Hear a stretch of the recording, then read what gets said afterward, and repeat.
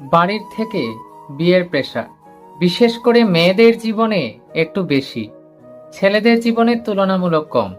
তারপর একজন ভুল মানুষের সঙ্গে বিয়ে হয়ে যাওয়া, প্রচন্ড অ্যাডজাস্ট করে, কম্প্রোমাইজ করে পুরো জীবনটাকে কাটানো।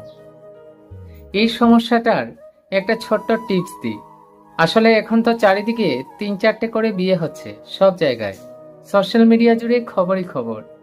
দেখো, বিয়ে করার আগে একটু বুঝতে হবে, একটু জানতে হবে সেই মানুষটাকে যার জন্য তুমি প্রতিদিন ছোট্ট একটি ঘর বাঁধার স্বপ্ন দেখছো। বিয়ে করার আগে একটু বুঝতে হবে যে তুমি কি সামাজিক বা বাড়ির প্রেসারে বিয়ে করছো, মানে বিয়ে করতে হবে বলে কি বিয়ে করছো, নাকি ভালোবাসা তাই বিয়ে করছো।